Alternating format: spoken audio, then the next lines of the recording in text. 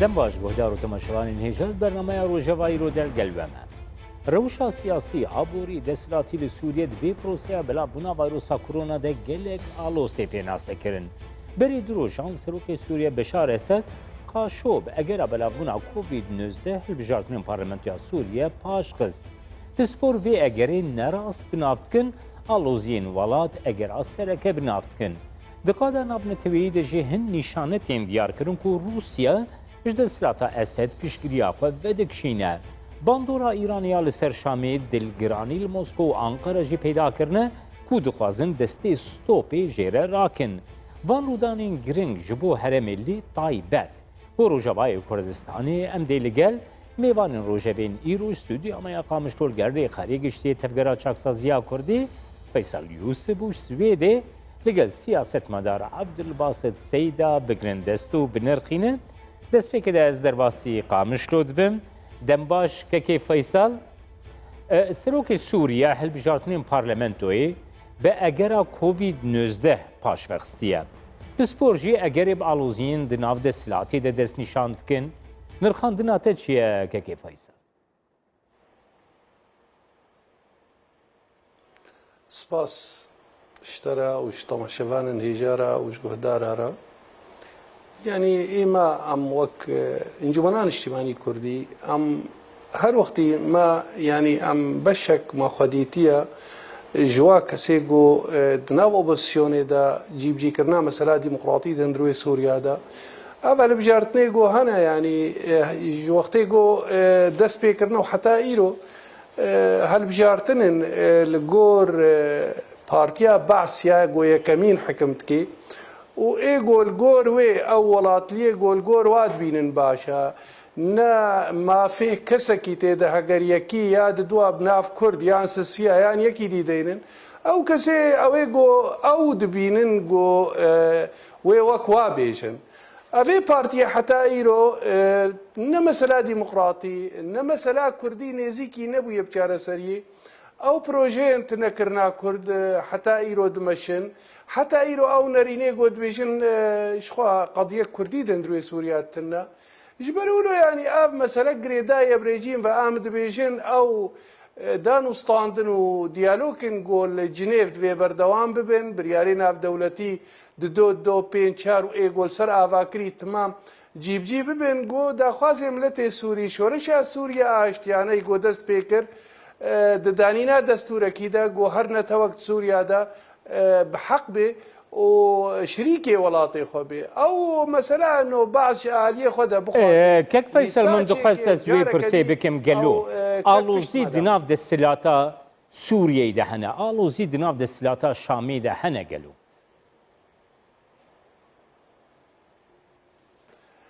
حتى انها يعني او دستهلات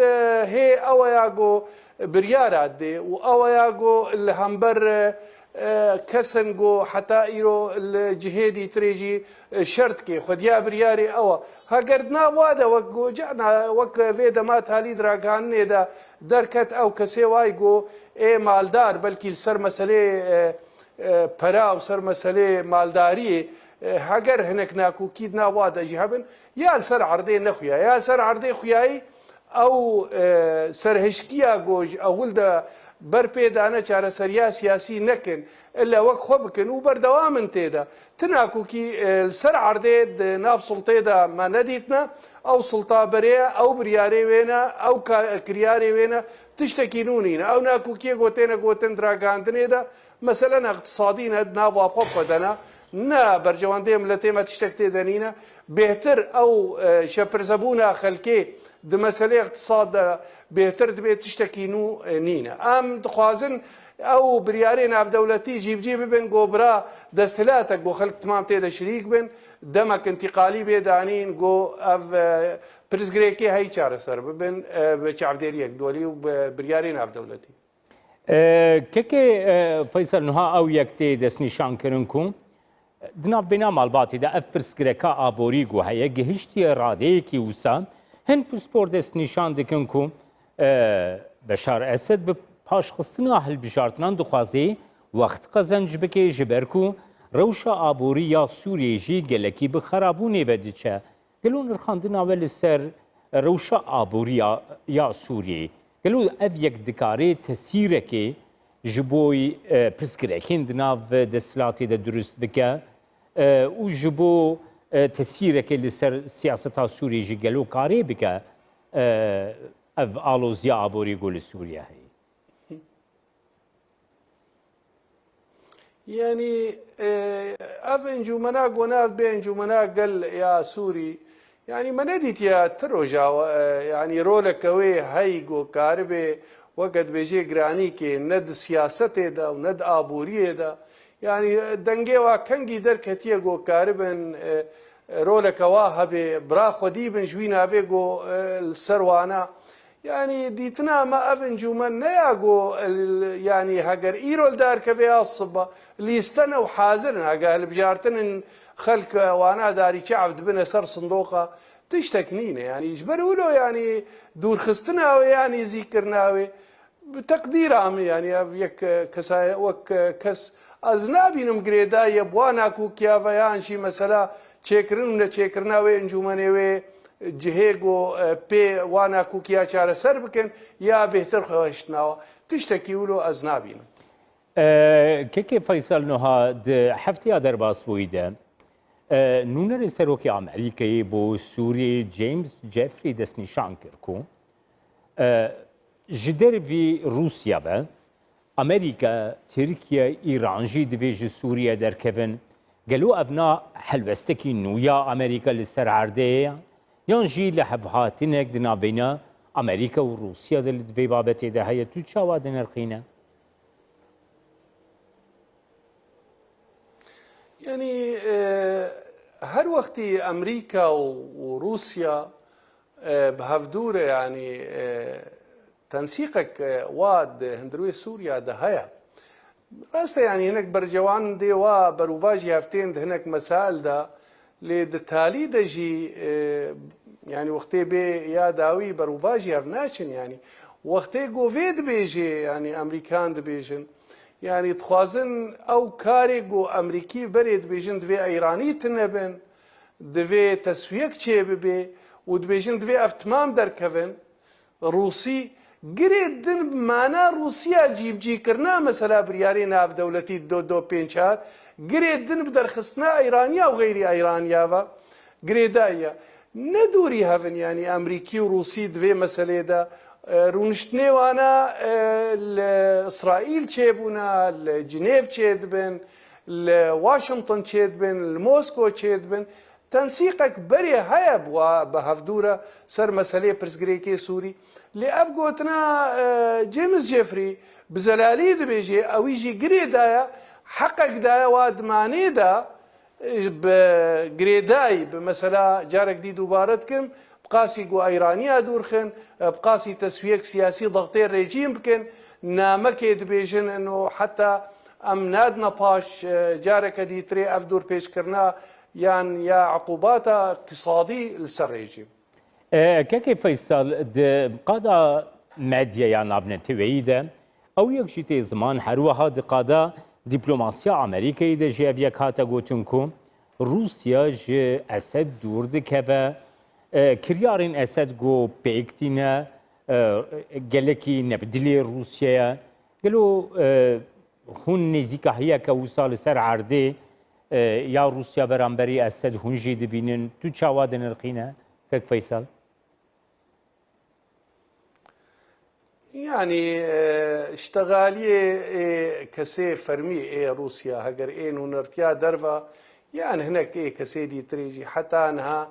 وك ما فهم كريا تشتكي نينا يعني داويا وينا يك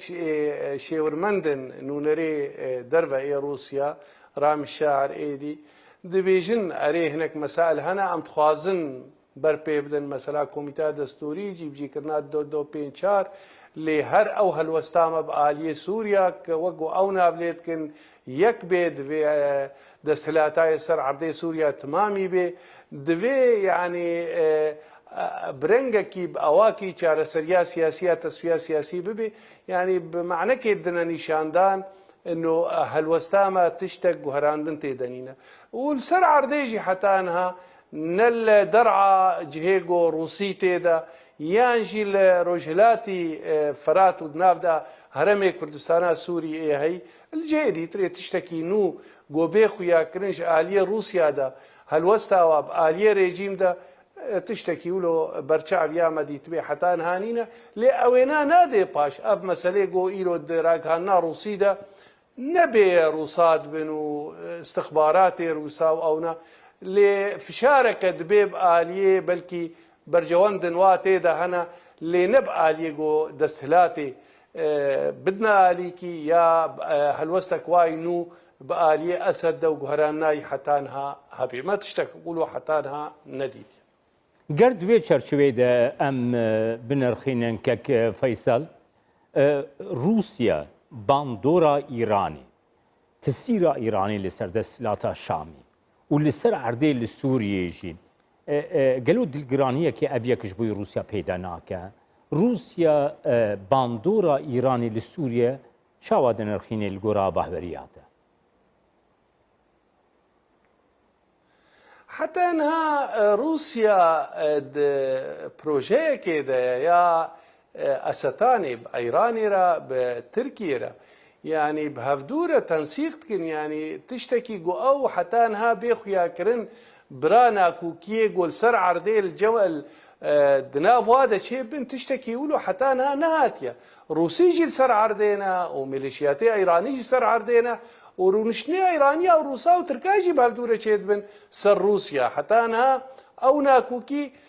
بمعنى جو دركفن هشكرا وديجيتيا هفدو بكن نجزوفه يعني بهالدوره رونشتن وجباتي خوي وزاره واي خارجيه حتى سر وقت بالدائرات التلفزيونيه طنق ده بهالدوره كرن هيجي بمستوى سروكاتيه وهذا روسيا وايراني وتركيا يعني سر سوريا تشتن واهنا دبيجن مثلا كوميتا دستوري دبيجن شارع سريا سياسي هي حتى انها نوكا جو يعني تيجو تن راسا وي كاربن والهمبر ايراني بسكنن وي شركي بهدور بكن وقت يخويا كنن قرب بيجي دي طاري لفهاتنا كده بفد بدلين المساله برجوان دا ليجو نا اخويا كرن جو روس يرو الهمبر ايراني سكنين وديجيتيا ايراني جو في دركبي بس نمعنا وين هذا نستاندن سلفي مساله نابن او شي جريدن بمساله فابريارينا في دولتي وشرسكناندن سوريا دو چاره سريك سياسي حتى ايرو قدنا وي محوري خوي استاني جو جيب كن ورولك بدنا ده حتى جارنا جي صار حسابي جنيف نبوي درجه انه روس حتى انها اما دبونا وخرطايا جو كاربن ديجيتيا ايراني بكن واش سوريا بخندر بله تماشاوان انهجاب اگرک تکنیکی کو هی حتى انها من كارن جريداني لجل دكتور عبد الباسط سيداج سويدي بكن قباكو اف برزغريكا تكنيكي كو چاره سر بوي كو او برزغريكا تكنيكي جي سويدي دي بيوندي عمل جل بريز دكتور عبد الباسط سيدي حتى جو چاره سر بي ام دي وگرن سويدي حتى چاره سريا برزغريكي ام دي بقامشتو لجل كك فيصل يوسف بردوام بكن كك فيصل بابتا دنیا یا لسر عرضی نهم لترکیه نرخاندنک هیاتی گوتن دمدیا ترکیه ده سپورین ترک بخوجی دبیجن کو ممکنه ترکیه اس 400 اکتیو نکه نه اکتیو کرنا اس 400 دکاری دناف بینا روسیا و ترکیه ده هن پرسکرکین لسر عرضی لسوریه جی پیدا بکه و اف هفبندیا ترکی روسی ایرانی کو جبو کریزا سوریه هاتی دست پیکرین دکاره خلاشی ببه تو چاوا دنرخینه کک فیصل اگرک اوسا هەگەر پرسێ دووبارە بکێ ینی ئالیەوەی بداوی دەوێ باش بێ سپاس کەک فەیسەڵ نها تێگوتن و تورکیا هەلوەستەکەی وەردەگرێ گۆ موشکین S-400 اکتیو نەکە و نە ئاکتیڤکردنا موشکین S-400 ê Rûsî dikarê peywendiyên navbêna Tirkiye û Rûsya de li ser erdê li Sûriye jî bandoreke negatîv li ser wan bike min nirxandina te dixwest bizanim.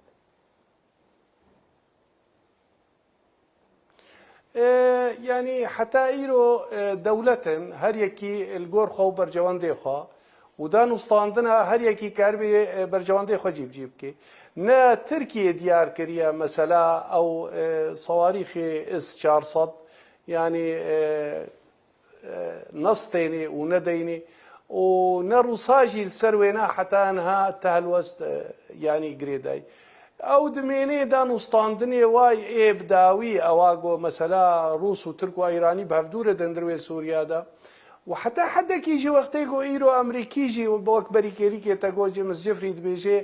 مەسەلا وێ رووسیا بمێنێ ترکیا ژوێ مەسەلێ زانێ ینی مەسەلا یا تالی و حتا مەسەلا ئدلب ڕێککەفتنێوە و ڕووسا بەهەفدورە نەبەری هەر کەسی هەگەر هەنێک ناکوکیێوە هەبن ئیتاری مەسەلا دوێ چارچەوا گۆ کاربن بەرجەوەندەی خۆ هەریەکی